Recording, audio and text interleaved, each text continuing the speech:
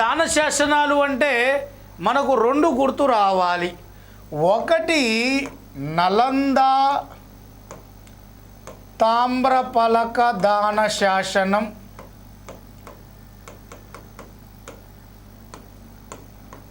గయా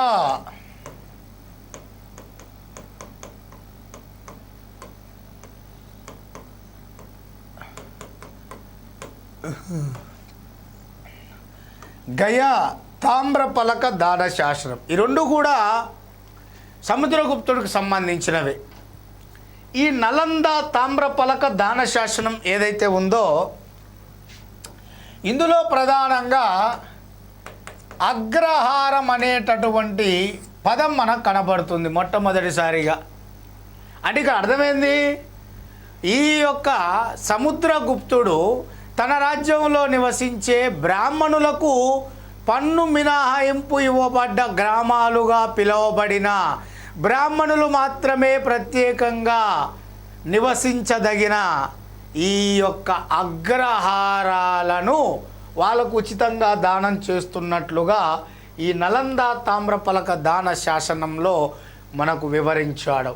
ఇక గయా తామ్రపలక దాన శాసనం ముఖ్యంగా సముద్రగుప్తుడికి సమకాలికుడైన ఈ యొక్క శ్రీలంక రాజు మేఘవర్మన్, ఈ శ్రీలంక రాజు మేఘవర్మన్ యొక్క కోరిక మేరకు ఈ యొక్క సముద్రగుప్తుడు ఈయన ముఖ్యంగా మనకు అత్యంత క్లియర్గా నలంద ఏదైతే ఉందో మనకు ముఖ్యంగా గయ, సో ఈ యొక్క బుద్ధగయ లేదా బోధిగయ అనేటటువంటి ప్రాంతం వద్ద ముఖ్యమైనటువంటి ఒక విహారం ఏదైతే ఉందో బౌద్ధ మత సన్యాసులు శ్రీలంక నుండి మన భారతదేశానికి వచ్చినప్పుడు భారతదేశానికి వచ్చిన బౌద్ధ మత సన్యాసులు విశ్రాంతి తీసుకోవడానికి ఒక విశ్రాంతి మందిరం ఏర్పాటు చేయాలని, దానిని గయా అనే ప్రాంతం వద్ద నిర్మించాలని, అది ఆధీనంలో ఉన్న రాజైన సముద్రగుప్తుడి ఆయన యొక్క అనుమతిని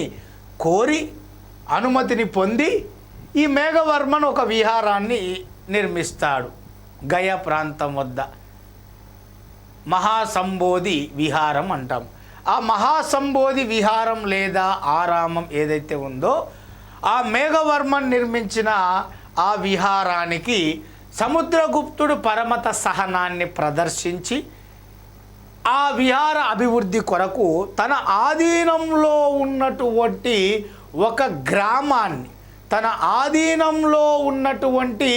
ఒక గ్రామాన్ని దానం చేయడం జరిగిందట.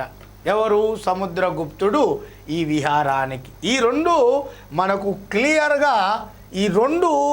క్లియర్గా ఆ సముద్రగుప్తుడి కాలం నాటి ముఖ్యమైనటువంటి ఆ దానానికి సంబంధించిన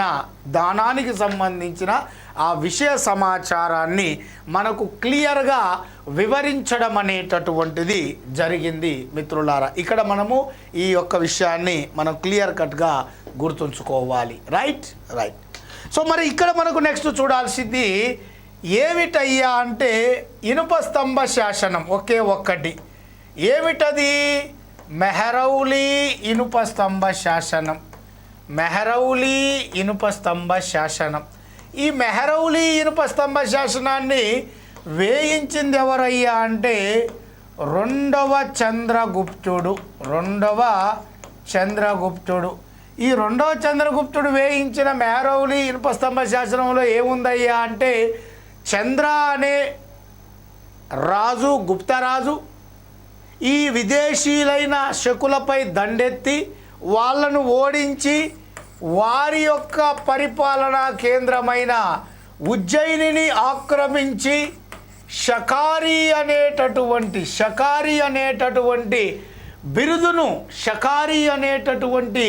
బిరుదును పొందడం జరిగింది. ఆ యొక్క విషయాన్ని క్లియర్గా ఈ యొక్క ఇనుప స్తంభ శాసనం మీద మనకు లిఖించడం అనేటటువంటిది జరిగింది. మరి ఈ మెహరౌలి ఇనుప స్తంభ శాసనం, మెహరౌలి అప్పుడు లేదు కదా. యాక్చువల్గా ఈ మెహరౌలి పట్టణ నిర్మాత ఎవరు? కుతుబుద్దీన్ ఐబక్, బానిస వంశస్థాపకుడు కుతుబుద్దీన్ ఐబక్. ఈ కుతుబుద్దీన్ ఐబక్ ఈ మెహరౌలి పట్టణాన్ని నిర్మించాడు. మరి అప్పుడు మెహరౌలి పట్టణం లేదు కదా, మరి మెహరౌలి దగ్గర ఇనుప స్తంభ శాసనాన్ని రెండో చంద్రగుప్తుడు ఎలా వేయించాడు? ఆయన తన పాలనా కాలంలో ఈ ఇనుప స్తంభ శాసనాన్ని మెహరౌలి దగ్గర వేయించలేదు. ఎక్కడ వేయించాడయ్యా అంటే మనకు ఉజ్జయిని దగ్గర వేయించాడు. సో అలా ఈ ఉజ్జయిని దగ్గర ఉన్నటువంటి ఈ స్తంభ శాసనాన్ని మనకు తుగ్లక్ వంశంలో గొప్పవాడైన ఈ యొక్క ఫిరోజ్ షా తుగ్లక్ వంశంలో గొప్పవాడైన ఈ యొక్క ఫిరోజ్ షా తుగ్లక్ ఈయన్ని ఉజ్జయిని నుండి దీన్ని మెహరౌలికి తరలించడం జరిగింది. అలా ఇది మెహరౌలి ఇనుప స్తంభం అయింది అంతే. కానీ యాక్చువల్గా ఫస్ట్ ఈ యొక్క రెండో చంద్రగుప్తుడు దాన్ని ఎక్కడ ప్రతిష్ఠింపజేశాడంటే ఉజ్జయినిలో ప్రతిష్ఠింప చేయడం అనేది జరిగింది. ఉజ్జయినిలోనే ఎందుకు చేశాడంటే శకులను అంతమొందించి వాళ్ళ పాలనా కేంద్రాన్ని ఆక్రమించుకొని షకారి అనే బిరుదును పొందాడు కాబట్టి అద్భుతమైన విజయానికి గుర్తుగా. సో ఇక్కడ మనకు అత్యంత ముఖ్యమైన మా ఇనుప స్తంభాన్ని ఏమంటారు అయ్యా అంటే so the real testament of the real testament of second Chandragupta or ancient Indian blacksmith.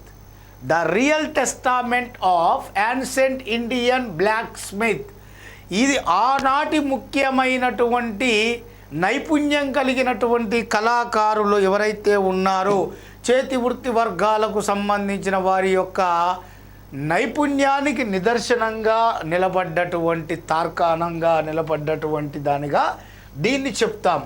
మరి దాదాపు ఈ ఇనుప స్తంభ శాసనము 1700 సంవత్సరాలు కావస్తున్నా కూడా నేటికి కూడా మరి ఇది ఎండావానలకు తుప్పు పట్టకుండా చెక్కు చెదరకుండా అలాగే ఉండడానికి గల కారణం ఏంటిది అంటే ఇక్కడ మెయిన్ ముఖ్యంగా స్ఫటిక రూప ఐరన్ హైడ్రోజన్ ఫాస్ఫేట్ హైడ్రేట్.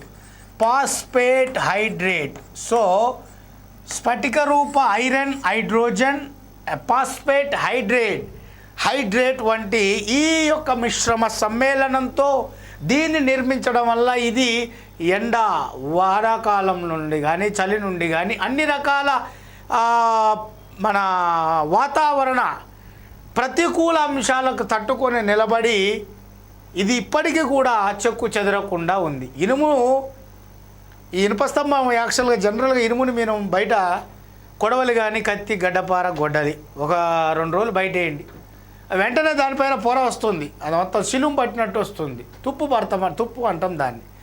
మరి అలాంటిది 1700 సంవత్సరాలు అయినా కూడా చెక్కు చెదరకుండా తుప్పు పట్టకుండా ఎలా ఉందంటే దానికి కారణం ఇది. అందులో స్ఫటిక రూప iron hydrogen and phosphate hydrate అనే మూలకాన్ని ఉపయోగించారు. సో అందులో ఆ పదార్థాలు ఉపయోగించి దాన్ని నిర్మించారు కాబట్టి నేటికి అది తుప్పు పట్టకుండా చెక్కు చెదరకుండా అలాగే ఉన్నది. ఇక్కడ ఈ విషయాన్ని మనం క్లియర్గా గమనించుకోవాలి. ఈ మెహరౌలి ఇనుప స్తంభ శాసనం అన్నప్పుడు ఈ అంశాలు మీ మైండ్లో రావాలి. మరే ప్రశస్తి శాసనం చూసాము, దాన శాసనాలు చూసాము. అలాగే మనకి ఇక్కడ ముఖ్యంగా ఇనుప స్తంభ శాసనంకి సంబంధించిన